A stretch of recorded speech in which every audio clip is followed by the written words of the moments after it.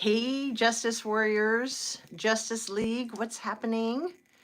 It is Thursday. It's the last day of November. It's just after 12:30, and I am coming at you live without any forewarning, so I apologize for that, but you know how it's been lately where I just can't seem to nail down a time, so this is just how it has to be from at the moment. So thanks for joining me. Please comment if you're here, and you can make a comment just so that I know that things are working all right. I didn't even text my mods that I usually text before I start because I'm just crazy busy, and you guys know how it is right now, not having my freaking laptop. I'm just hanging on by a thread. Everything's held together with duct tape and spit. And squirrels on fire, you go, girlfriend. Let's see. I think I'm going to be able to read stuff today because I have the glare under control. The glare. What happened to my freaking eyeglasses wipe thing? Because I cleaned them really good, but then I put it right here so that I could clean them even more better because it is the afternoon light, and I think that's what really does it with the glare.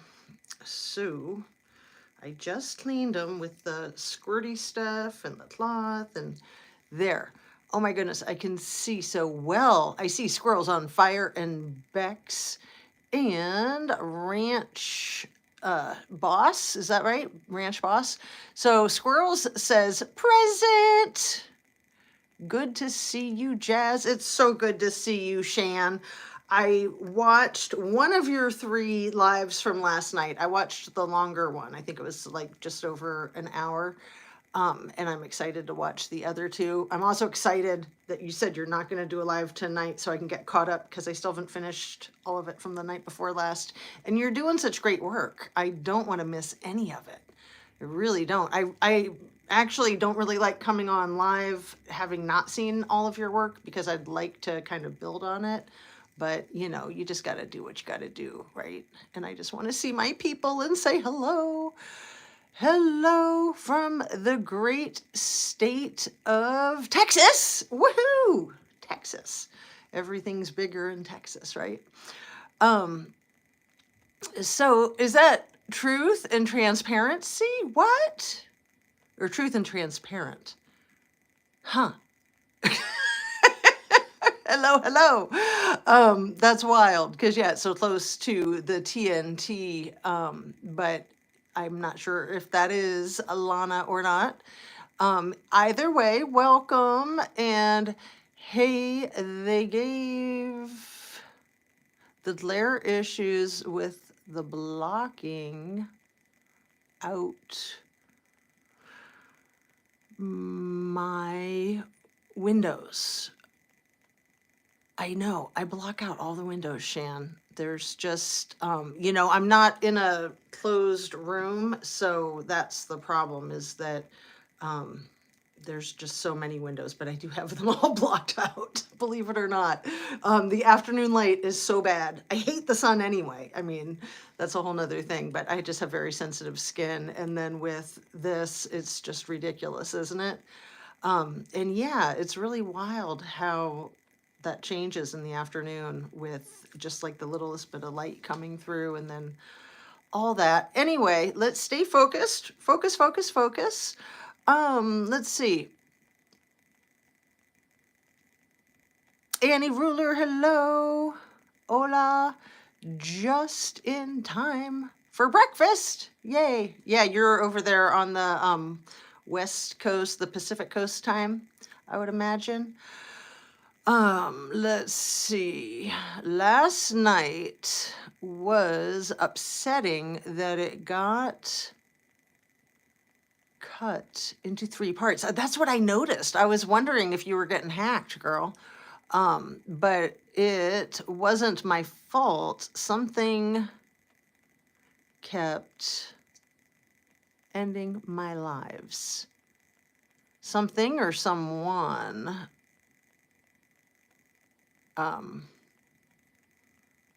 Without my commenting, is that what that last word is? Or without my consenting, gotcha. That is wild. Yeah, I noticed that right away that Shan Squirrels on Fire channel has 3 lives from last night. So one is, I think, like an hour and 22 minutes. Don't quote me on this. One is like 55 minutes, and then one is like 22 minutes. And so I figured that you were getting cut off. And yeah, isn't that a royal pain? Methinks you might be onto something, and some hamburglers might be trying to steal your hamburglar. So, oh man. So let's see. Where shall we start? Let's start with the regular. Please hit that like button. Don't forget that love will save the day. And I've got my cute little squirrel down there with the mushroom backpack weighing it down. And I even have my little Gabby Petito pumpkin. Is that so cute? That's some of my favorite photographs of Gabby was when she was posing with the pumpkin, as silly as that was in September, and Happy Halloween. And wasn't it like the very last photograph that was posted of her, I think? And that was spooky. Like that whole case was spooky. I mean, that guy that she was hanging out with, what a whack. And then how weird was that with Dog the Bounty Hunter? He went down to Florida, and then he went to Moab. I don't know. I'd like to rehash that case sometime soon, probably. But right now, I'm staying focused on Idaho 4 and Kylie Rodney. Focus, focus, focus.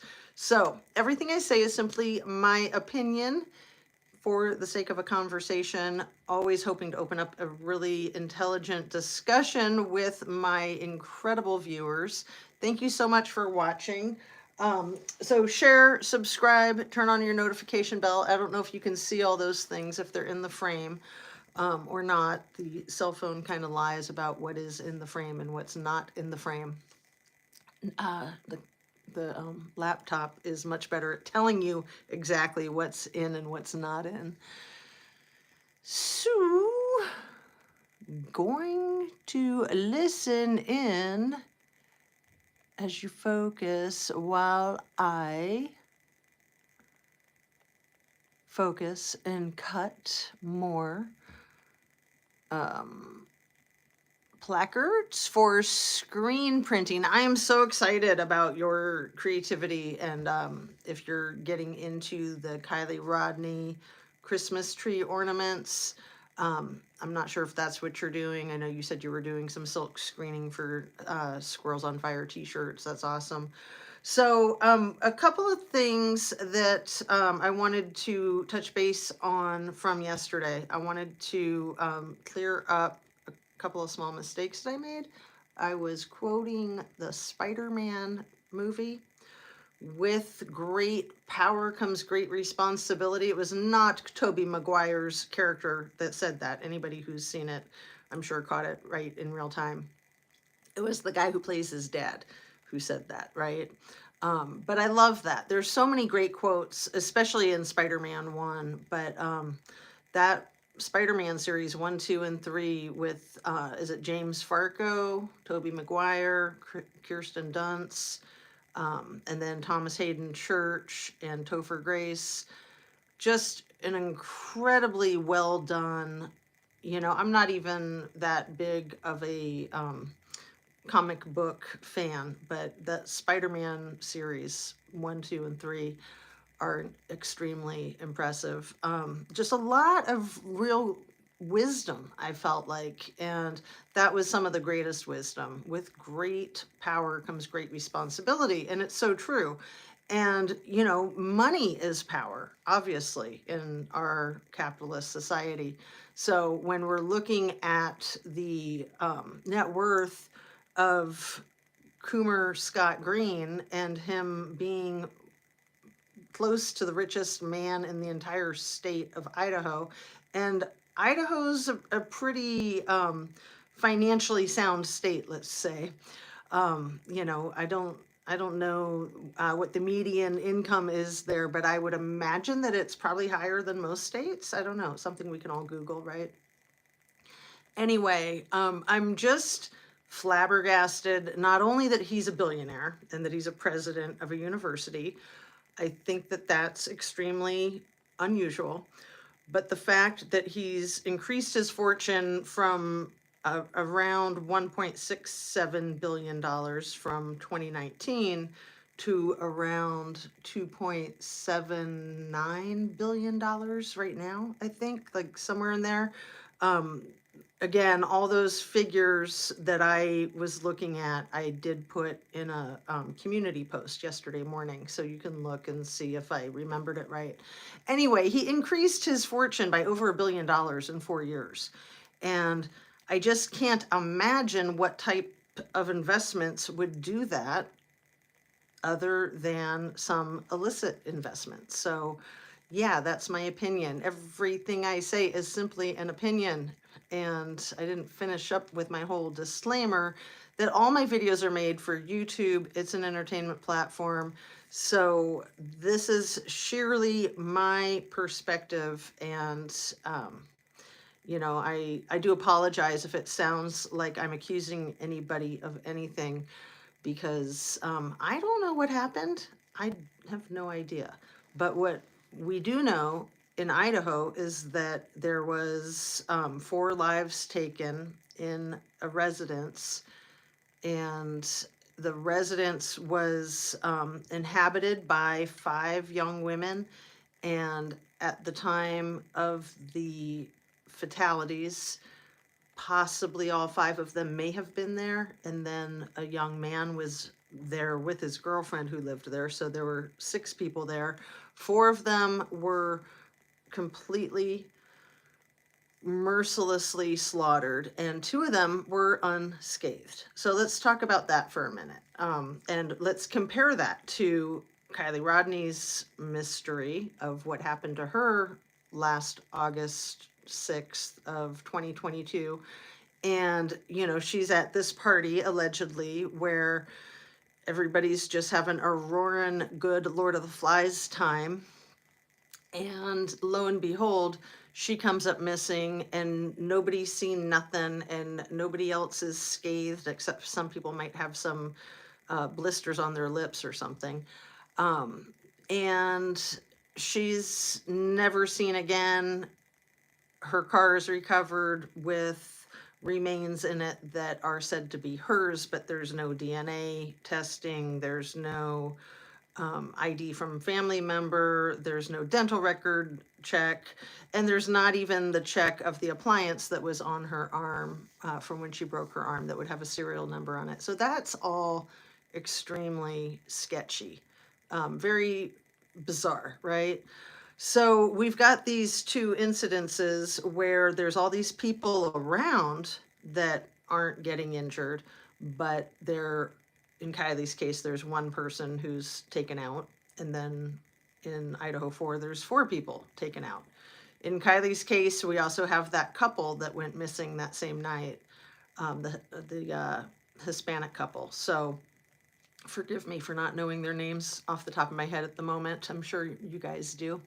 But yeah, it's really twisted and weird. And then you've got these police that aren't really interested in grilling the witnesses that were there. So in both cases, you have people who admit to being there who would technically be witnesses who are not being identified as witnesses. In the Idaho 4 case, it's Bethany and Dylan, of course. And then in Kylie Rodney's case, it's Scammy and Mags and Kate and the Nates and everybody else who was at the party, and maybe the mom and the stepdad. Everyone that knew her would be a potential witness, and certainly persons of interest to talk to. That's how you find out what happened. The other main way, the main source of information that you find out what happened are people's cell phones, very basic. So those are like off the table in both of these cases. And the black boxes from people's cars. So where did they drive to, and how fast were they going, and these types of things. That would give you a lot of information. Your timeline of not just what happened the night of these people losing their lives, but what happened leading up to that. What were the circumstances leading up to that for the last 24 hours, let's say, or even a few days before, let's say. In the Idaho 4 case, there was a big football game the night before this happened, or that same night, earlier on the night of the 12th.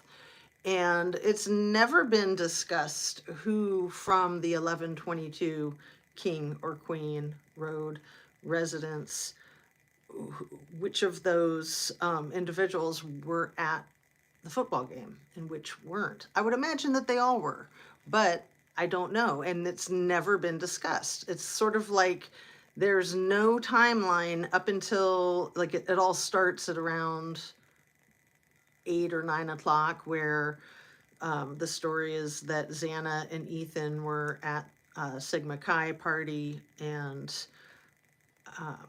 where Kaylee and Madison were isn't even really discussed until they get to the bar. So like their timeline starts at the corner club, and Xana and Ethan's night starts at Sigma Chi.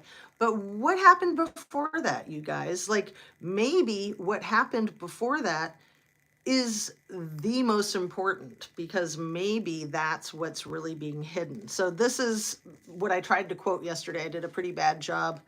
3 things cannot be long hidden: the sun, the moon, and the truth. So like I said, I hacked it up with trying to do it from memory. Is the whole thing in the frame there? Almost. The frame's not quite wide enough there if I move it back. Okay. So 3 things cannot be long hidden: the sun, the moon, and the truth. So I'm really curious what was going on with Idaho 4 on the night of November 12th, before the football game and during the football game. Personally, I don't even know what time that football game started. I would imagine, I don't know, late afternoon, early evening. We do know that Idaho lost, and that they were playing UC Davis, which may or may not have been their rival. And they had already played UC Davis at the UC Davis campus earlier in the season, and they, I believe, lost that game too. But what is interesting, what stands out in my memory, is that there was a man who was stabbed with a knife, not fatally, at Davis the night that University of Idaho played there. So that's kind of a weird coincidence, I would say. And yeah, then, you know, looking at Kylie Rodney's case with this party where, you know, people's stories are just so shady. And Shan is doing such a good job of going over all of the information, all of the timelines, because those timelines changed, just like the timelines in the Idaho 4 changed. So with Kylie Rodney, it started early on that things happened maybe around 1:30 in the morning. And then it got moved to 1 o'clock in the morning. And then it got moved to 12:36 and 12:33 and 12:30. With the Idaho 4, everything happened between 2 and 3 up front. And then it all happened between 3 and 4. And then 6 weeks after the incident, the PCA came out, and nothing happened until after that DoorDash delivery got left on the stoop, which was at approximately 4 o'clock in the morning. But they don't know the exact time, even though they would have that exact time. And I think the word they used in the PCA was about 4 a.m. And that just stuns me still to this day. Like that right there is a huge indicator that they are not being forthright, they being law enforcement who wrote that PCA, because they know exactly what time that DoorDash was left on the stoop. And they're saying about 4 a.m. So I don't trust the law enforcement in both of these cases. In both of these cases, we've got very shady officers that I just don't even want to get into it because I don't want to be all accusatory. Let me check out my notes and see what you guys are saying. Sorry, I've missed a whole bunch of what you've been saying. Hey, Mark.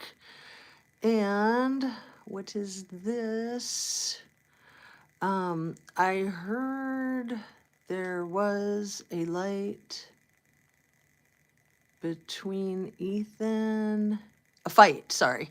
I heard there was a fight between Ethan and a brother at the party. That I can't really read all of that, but yeah. Oh, Xana, but that's like lowercase x. I thought it said Xana, but I'm like, no, there's no capital. Okay. So yeah, it's really hard to read the typos when I can barely even read the words. Okay, I heard that there was a fight between Ethan and a brother at the party that Xana broke up. Thanks. Yeah, really good comment there. Hey, Fred. And yeah, I think that that's been a consistent story, that there was a fight at the frat house, that Ethan insulted the guy who was abusing steroids by telling him he had a small sack or something, and they got into it, and the guy had a crush on Stan. And then, somebody put a brain on a dumpster. Weird. Excuse me, I need a drink for a second. So yeah, so there was Fight Club. Sigma Chi is where Brad Pitt was a fraternity brother back when he was in college in Minnesota. Some of my viewers told me this a few weeks ago, and I checked it out, and it appears to be the case. So we all know that Brad Pitt starred in the Fight Club movie, and we all know that there was Fight Club activity in Truckee, that's a big thing there, that's what they do at parties, to like keep it real and keep it interesting. And yeah, it's all fun and games and nobody hurts anybody. And if somebody does get hurt, we have people on them, and there's no drama. Like, right, yeah, there's no drama in small towns. Sure. It's like what small towns are, is drama. Yeah, so especially when you have very high status in small towns. So, in Truckee, you've got a lot of affluence and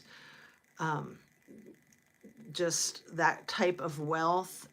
And really, to live anywhere in California, you have to be, it takes a lot of money, but especially in the Sierra Nevadas. And even for people that feel like they're struggling, it's still a very high-end place to live. So there's a lot of status orientation and that kind of thing. Hey, Annie Ruler says, let's see how I can read this. Most cops are good, but bad ones stick out.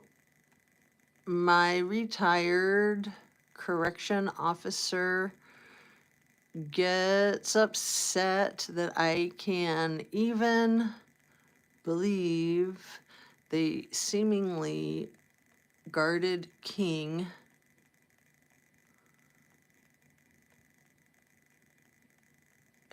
Road entrance, and suspicious of other things because he is honest. Right. Honest law enforcement kind of get punished because the bad apples taint the whole bunch, and the bad apples seem to rise to the top and really want to punish the ones that are honest, because the ones that are honest might blow the whistle on the corruption. And so they need to paint those honest cops in a bad light so that if and when they try to blow the whistle, their credibility will be in question. So then we've got these dishonest cops in positions of power that are throwing shade at the honest cops, if that makes sense. So yeah, it's really unfortunate. And yeah, law enforcement sticks together, you know, black, blah, blah, blah, blue backs the blue. So most law enforcement are going to side with law enforcement. And, you know, of course, they see it from a real personal perspective because they are doing that job day in and day out. And for an officer of the law that's really committed to public safety, they never have a day off. Like, even when they're not on duty, they're ready at any minute for something to happen. So, um, it's a hard way to live, but there are people who enjoy living like that. Like, that's what they do, and that's just how they're designed. It's how they're wired, and they'd prefer to live like that than to not live like that. So, you know, bless those people, and we just need to stay focused on calling out the bad ones so that they don't all get thrown in the same bucket of being bad apples, but we can ferret out which ones are the bad apples and which ones aren't, because we need our law enforcement. I mean, it would be utter chaos without law enforcement. And having respect for law enforcement is rough when you see dishonest cops, when you see the lies and the shenanigans, like what we've seen in Moscow with the whole Stickergate thing, and the Brady Giglio with Moscow PD saying that they don't have body cam, that in fact they did have. And I have personally requested much body cam with public records requests, and often your initial answer to your public records request will be something to the effect of, we don't have that. Either it got recorded over, there was a malfunction, something, and then you have to come back with, you know, I'm pretty sure you do have it, please give it to me. Basically, you have to play the game. If you don't respond, if you just say, oh, okay, they denied my my request, then that's what they want. Most people that do public records requests are prepared to follow up again and again and again. We can all remember Paula Plunder doing that with the interview of Nicole Kessinger, the video of that interview in the Watts case. And she continued to request that video footage for years. I think it was 3 years when she finally got it. And that was so cool. Myself, I've been requesting the Gabby Petito body cam from the female officer. I think her name is Melissa Hull, the park ranger from the national parks. So that particular officer had some one-on-one discussions with Gabby that would be on her body cam that I'm extremely curious about. And I know other content creators are curious about them too, but they're not releasing that body cam footage, and they're not denying that they have it. They're just not releasing it. So not yet anyway. It would be nice to see that someday. Let's see what you guys are saying, if I can read it. Mark Molina says, law enforcement, oh, it's so unfortunate. The stinky ones, the stinky ones, I like that, can turn off cams. Seen too many audits on YouTube about sketchy stuff. Yeah, they can turn off their body cams. They can just say that it was malfunctioning. That's a good one. And they can say it got lost. They can send you the file and have it be blank, and say, what, you couldn't open it? Like, that's a classic one too, is to send files that will infect your system and that you can't open. Like, seriously, you guys. Like, all kinds of crap, just the regular, but you wouldn't expect it from law. Or you want to hold them to a higher standard because they need to be held to a higher standard. So, You know, they can't play like that, but they do. They do. Um, Sorry for missing these, you guys. There was a body cam with timestamps. Sorry, I totally missed that one. Yeah, I'm just struggling with these too much. Hey, JR Nana Boomer, let me see if I can read yours. What's up with the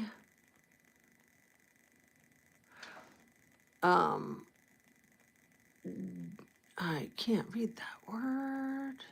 Departments that don't have body cams. Yeah, I was going to bring that up too. There's a lot of departments that don't have body cams. I know Truckee area can't afford them. You know, they're pretty cheap actually. Body cams are pretty cheap. But yeah, you know, the budget is always a good place to rest your accusations. You know, it's not in the budget. We can't afford it. And then nobody argues that. But if you want something, you put it in the budget. And you know, body cams aren't going to solve all of the problems, but they will help a great deal, in my opinion. So I'm glad I got that comment. Thank you so much, you guys, for sticking with me. Kathleen says, I know I shouldn't say this, but I think the police are involved in both Delphi case and the one and that one too, and not in a good way. Yeah, it is fine for you to say that, Kathleen. I mean, that's pretty much what I've been saying with Kylie Rodney and with the Idaho 4. So if they weren't involved, they would be wanting to solve it, and they would be wanting to put the correct information into the public. So yeah, so a few things that I wanted to say. Let's see, I've got 2 notebooks going here. Okay, so there's a brand new channel that I just found called Far From Over. Have you guys heard of it? They have one video, and it's been viewed almost 100,000 times, one video. And it's from a month ago. And I think they only have like 1,000, maybe 1,000.1 subscribers.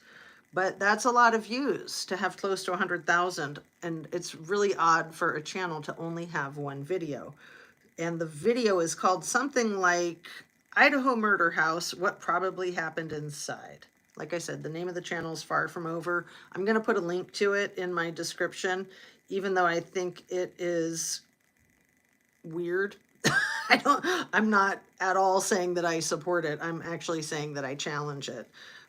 It's very strange to see a channel with one video and 1,000 subscribers and almost 100,000 views. Like, really, really weird. And it basically just outlines the whole story as mainstream media has told it and as the PCA tells it. And it's sketchy AF, in my opinion. So I'm really curious who made that channel and what they're about. I mean, it kind of reminds me of that whole Gigi character who came out on the streets of YouTube last year and said she had the letter.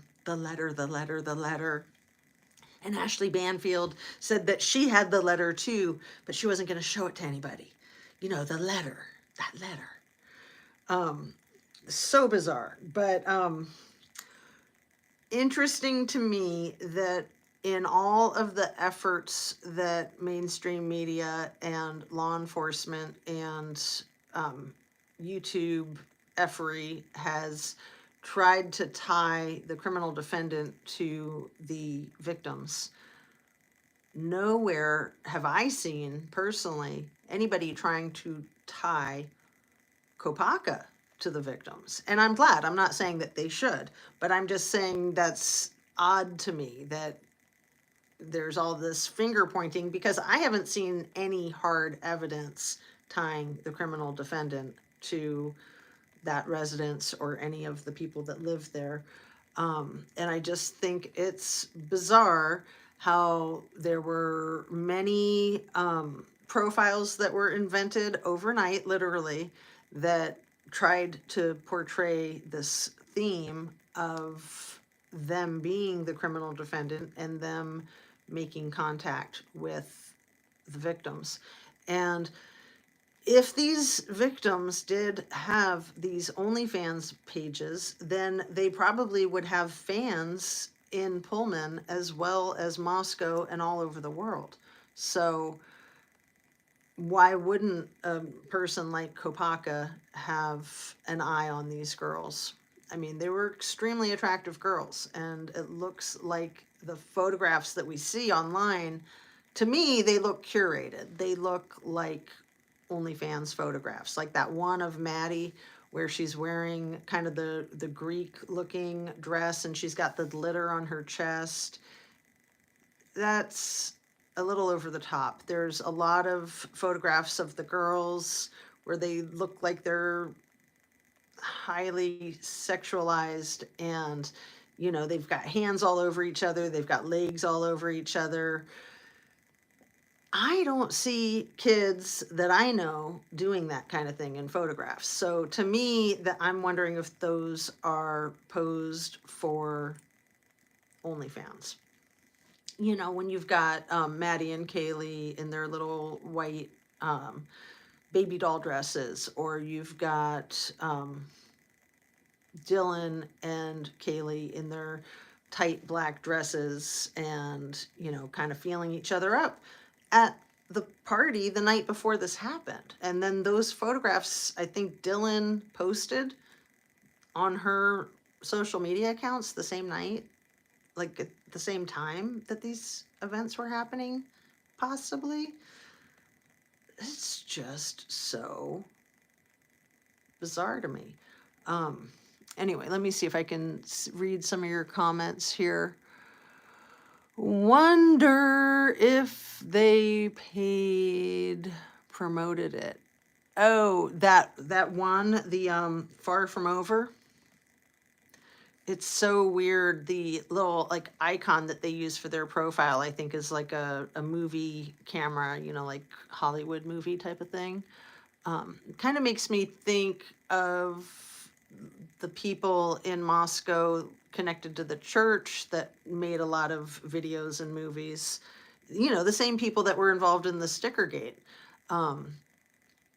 But I don't know. I mean, what group of students was it that had cameras set up behind the house the night of the slaughter?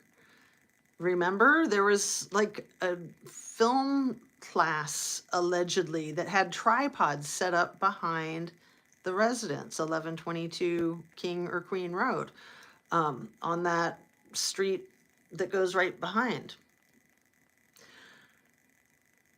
Yeah, that was a thing. And then one of the many things that fell by the wayside.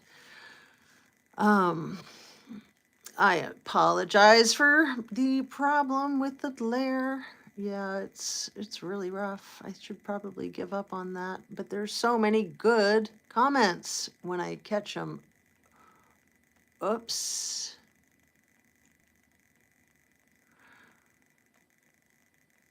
Okay, I can't. I just can't. Man, it sucks. I apologize. You know, I thought with this problem that maybe I should turn the phone sideways so that the font is bigger, but then it's like it goes so fast. I don't know why it only shows like one line at a time and then it disappears. So this slows it down a little bit, but those letters are like a millimeter tall. And then when the glare is there, it's just ridiculous. But I'm like so close to being able to read that last one. Oops. LOL. cannot write and I can't read. I watched you last your fall winter night right when this started. Oh, me? Or are you talking to one of the other content creators like Shan? Hey, Dana. So, again, I don't want to like hurt myself and bug you guys with struggling so much to read a single sentence. That is terrible. I could try to clean my glasses again and see if that helps, but I don't think that that's going to make a difference at all.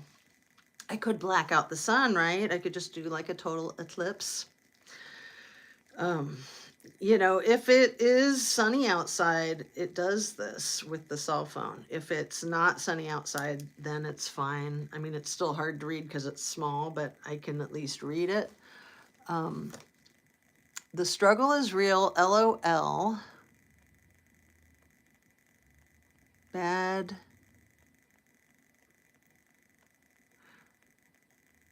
Bud is saying they started watching you last year.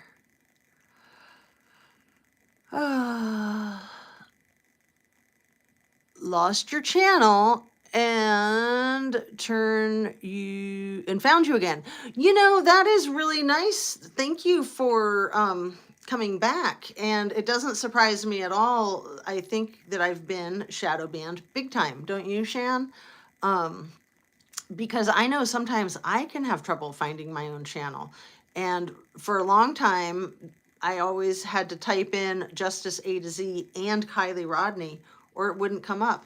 And I've noticed that I have trouble finding Ara's channel, like more trouble lately. And again, I have to type in Ara and Kylie Rodney. And even though I'm a subscriber, sometimes I have to scroll through like 20 things before I get to her. Like, yeah. So the people that are involved in Kylie Rodney's case, you know, the kid who's always got his hand over his mouth, and his parents and his grandparents and his great grandparents who are financial legends, and he's like the next door neighbor of Kylie. Those people have positions with YouTube and the parent companies where they're like on the board of directors and such. So when I talk about being hamburgerized, that's what I'm talking about. So it's very real. And, you know, this is why Shan probably had to get onto her live 3 times last night to do one live. And that's probably why a lot of my subscribers have to keep subscribing, and even though they keep subscribing, they keep getting unsubbed. It's really annoying. And yeah, like how cool is that for them that they can control things? I mean, you know, fortunately for me, I'm not doing this to try to make money. If I were, I would be going out of my mind, because YouTube has never allowed me to complete that process. So, you know, it's like, it would be nice to make some money with this channel, but that's never been my motivation, and it's never been my focus. And in fact, I'm really happy, I'm happy about it, to be able to say that I've never made a dime, that I've spent a lot of money building my channel, because people love to try to accuse you of like cashing in, you know, being a tragedy pimp, right? And that's just disgusting. And yeah, I think that there are channels that do that, and I try not to throw shade at other channels. I think it's a slippery slope, and that when you're making big money and you've got, you know, 500,000 subscribers and you're getting paid thousands every month, you want to keep that coming. So you want to keep telling people the things that they want to hear, so you know you're going to get the clicks and the likes, and you're going to get cashed out. So I think it's easy to become a sellout, even if you don't think that you're a sellout, and even if you're trying not to be a sellout. I've seen that happen with lawyers. Like a lot of people, when they go to law school, they get in there because they want social justice and they want to see change. And the way you see change in our society is by filing lawsuits and winning lawsuits. That's when changes are made, is when companies lose big amounts of money. So a lot of people get into it for the right reasons, but they get jaded quickly. It's dog eat dog. It's very status oriented, and it doesn't really matter how you play the game. It's whether you win or lose. And that's totally the wrong attitude, in my opinion. It really does matter how you play, and it really doesn't matter whether you win or lose. It's all about character, and it's all about intent and what your intention is. So, not to be so preachy, but you know me, I always find myself on that little soapbox. So, Nana, you guys know I'm having a ton of trouble reading. I can see Mark Molina says, "Hi, Nana." It's just so much glare. It's so unfortunate. Let's see. Harsh. New. Ninja. Is Ninja here? Very cool. Hello, Ninja. I wish I could read everything here, you guys. I appreciate you so much. So yeah, let me just stick with my notes since I can read those. Those don't have the glare. I wanted to talk about a few things that I haven't spoken about yet. Something that Shan pointed out in her longest video from last night. Shan, I don't know if you spoke to it in the other two videos. About Scammy wearing the freaking gray t-shirt that Evan Farco was wearing with the white tree on the left part of the chest. Evan Farco was wearing that t-shirt at one of the early pressers or community meetings or search, whatever, when everyone's like all surrounding each other. And then Scammy's wearing that same t-shirt in her music video where she's got her heart sunglasses on and she's dancing, and it's the "Please Take Off Your Pants" song. Why is she wearing that t-shirt? Like, I'm so glad you pointed that out because I would not have noticed that, Shanda. So thank you. That is really good. You are so good at noticing so many things. And you guys, if you're not subscribed to Squirrels on Fire, I would imagine that most of my viewers are. But if you're not and you're interested in Justice for Kylie, please check out Shanda's videos. She is just on it again and again. She's been on it solid for a year, and she's just going over everything with a fine-tooth comb. And there's times when it can be tedious, but for the most part, I find it extremely fascinating. And that was one of them. That was just last night, and I was watching it today. I'm like, oh man, that's crazy. So let's see.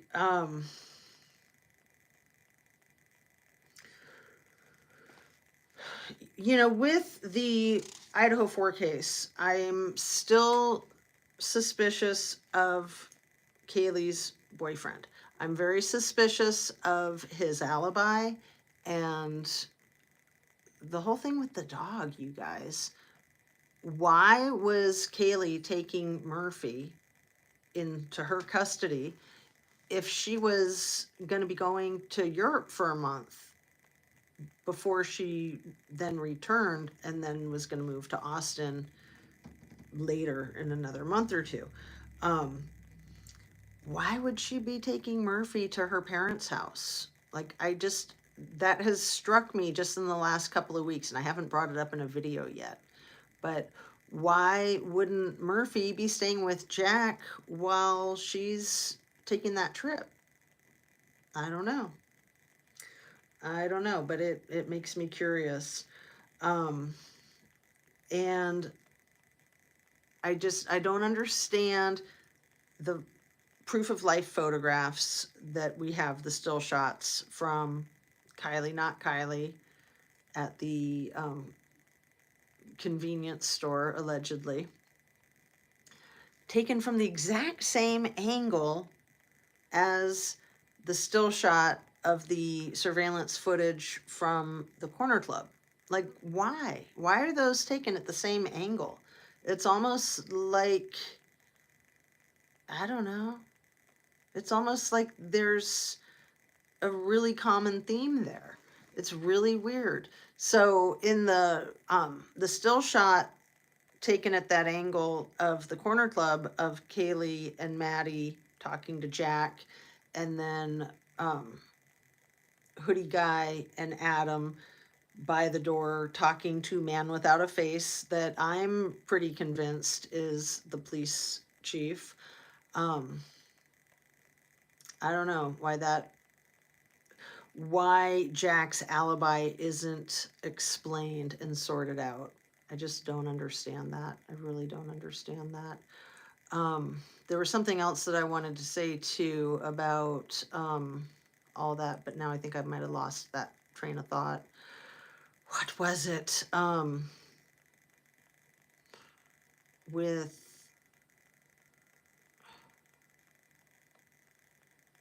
yeah, I think it's gone. Sorry.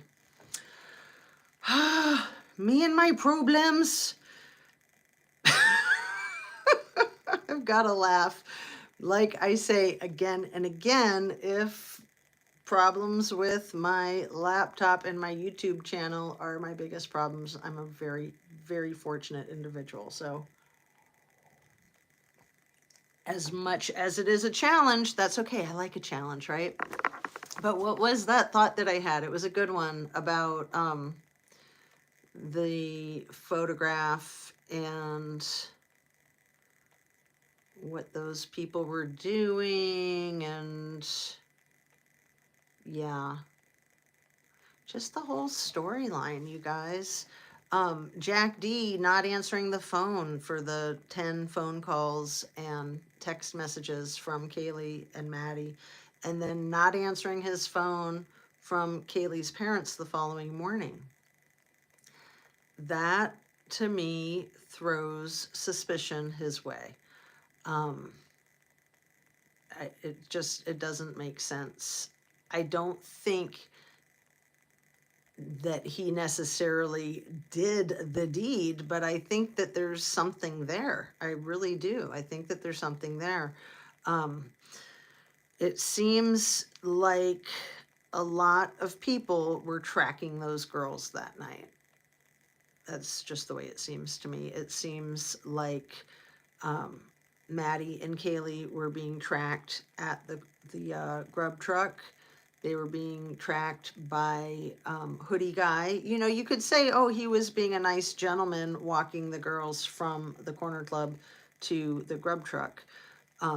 Why wouldn't Kaylee's ex-boyfriend do that? So they broke up like 10 weeks before the incident, when she was, fatally wounded. And her wounds were a lot more heinous than the rest of the other three. Like, these pieces of information are huge, and we get them, and we, talk about them, we think about them, and then they just kind of evaporate, and then people forget, oh yeah, it was said that Kaylee's wounds, trigger warning, were more like gouges. That was said by the coroner. That was said by her parents. I think it was said by other people too.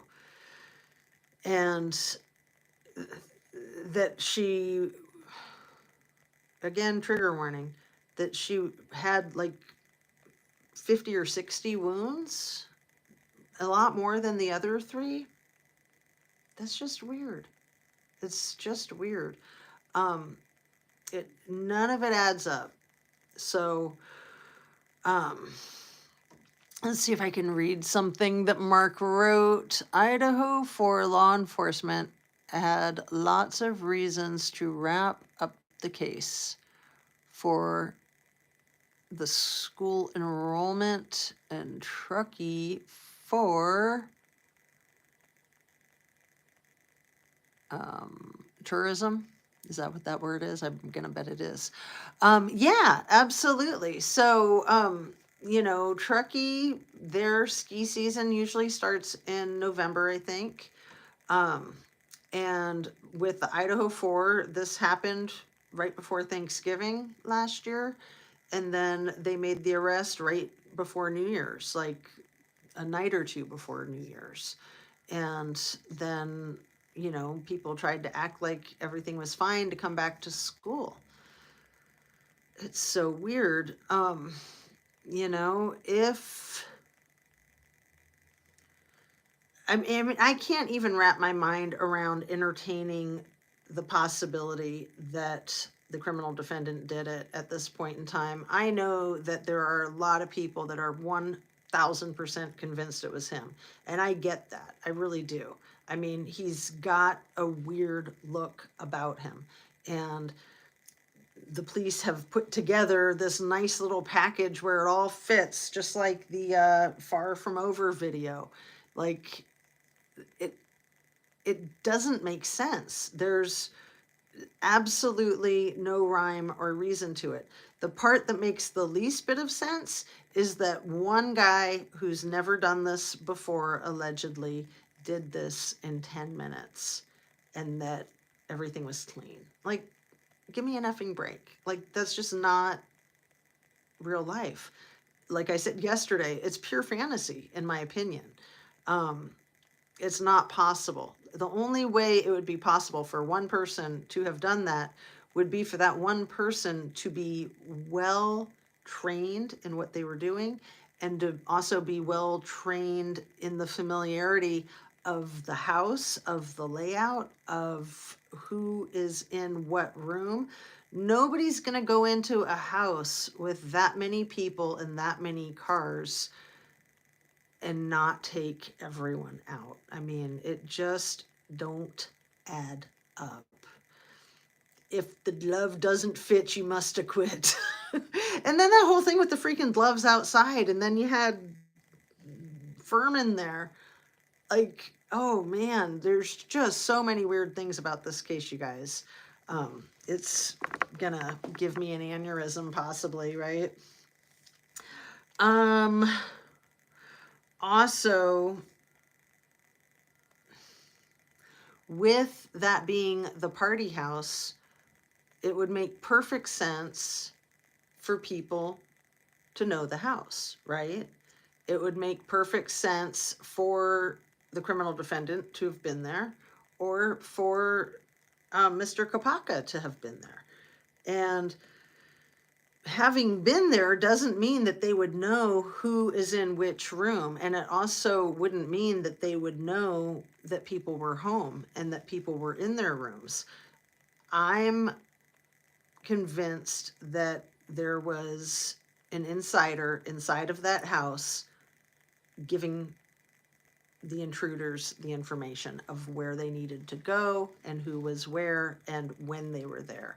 So, yeah, I'm so suspicious of the two witness, not witnesses. And I'm so sick of people protecting them as if they are these innocent angels. No, I don't buy it for a second. I mean, I actually did buy it in the beginning. I totally bought it, hook, line, and sinker. And I was an advocate for not questioning them, actually, which is kind of funny since I've completely done a 180 on that. Um, but yeah, I think it's good to keep an open mind and to consider the possibilities. And it's nice to be able to trust people. It's nice to be able to trust law enforcement. And that's what a lot of us did in the beginning. And look where it's gotten us. I mean, both of these cases were over a year out. And both of these cases, it doesn't seem like there's any real answers. So, where are we at? We're just hitting 1 hour. So, you guys, I feel like I need to wrap up. I need to start earlier. I tried to start earlier today so that I wouldn't have the problem with the glare. I will try to start earlier tomorrow so that we don't have that problem. I appreciate your patience. I say it again and again because I mean it. Please hit that like button. Share the video if you like it. Make sure you're still subscribed and turn on your notification bell to ring if you like to be notified. As you guys know, I am going through a process of becoming a certified yoga instructor. So it's taking effect. It's kind of changing my perspective on things. I was afraid that it was going to derail some of my focus on my YouTube, but I will not have that. I'm like, my YouTube channel is my top priority, and that probably comes second to my YouTube, to be completely honest. Is as much as it costs to become a certified yoga instructor, I've spent more than that on my YouTube channel. And with neither of them am I trying to do them to as a career path. I'm not trying to do them as a source of income. I'm simply trying to do them for my own well-being. And I like to promote wellness for other people. So sure, I'm happy to try to teach what I've learned. I'm really into promoting wellness through this channel and through I've said this so many times, sort of distracting ourselves from our own problems by getting lost in other people's problems. It's sort of like taking a vacation from your own problems, and at the same time, it helps you understand your own problems if you're in touch with your own trauma and triggers and what has brought you here. I'm very clear about what brought me into the profession of being a psychotherapist, and that is the same thing that's brought me into true crime. So I was well aware of that before I ever thought about starting a true crime channel. And as I've shared with you guys before, it wasn't my idea to start a true crime channel since I'm so challenged with my technology, and that's fine with me. It wasn't something I ever considered. It was other channels that I built rapport with that encouraged me to make my own channel. And at first I thought they were nuts, but in the end, I'm really glad that they did encourage me and supported me and helped me a great deal. Without other channels mentoring me and supporting me, I would never have started a channel and wouldn't be able to have done any of it. So as much as I appreciate my viewers, I also appreciate my my mentors. So I'd like to give big shout outs to Paula Plunder and Watsy Obsession, because those are two of the biggest. And there's been others as well, but those are the two main ones. And then, of course, we got the Squirrel Squad, and the Squirrel Squad is awesome. I think we offer a lot of support to each other. And it's nice to have that sense of community. That's something I wasn't expecting with true crime, something I wasn't expecting in doing the yoga certification training. But that is some of the coolest part of it, is kind of having your tribe and having that sense of community, because it's really important to feel like you're a part of something bigger than yourself. Like, we're social beings and we all need that. So if you're not connected with some type of group of, whether it's true crime community, a school group, a church group, um, a cat fancier group, dog park group, whatever it is, golf, Corvettes, whatever it is, find something that you feel like you can join into a group where you can identify with other people and have, it just helps to create more of a support network around you. I mean, you've got all the people in your life, but then having some type of group, like maybe a cooking group, right? A knitting circle, a quilting group. I mean, this is an old idea that I think has gotten lost in modern times. So it's something that I've discovered with both the true crime and with the certification training, is like, oh yeah, right, it's good to be part of a group. So thanks, you guys. Thanks for being part of my thing here. I appreciate you very, very much. I'm going to sign off and have a great afternoon. I hope that you can take really good care of yourself, get some exercise and fresh air and some blasted sunshine. It is good to get the vitamin D on your skin. Make sure you stay well hydrated and well nourished, and keep your cool. It's really important to be relaxed, take deep breaths, and get your rest. And it's also important, I haven't said this one in a while, it's really important to feel productive. So whatever that is, it's important not to base your self-worth on your productivity, but it is important to feel like you are doing something and getting somewhere. So think about that, and I will quit my preaching. I will sign off and send you light, sending you love. Thanks again, you guys. See you tomorrow. Have a great day.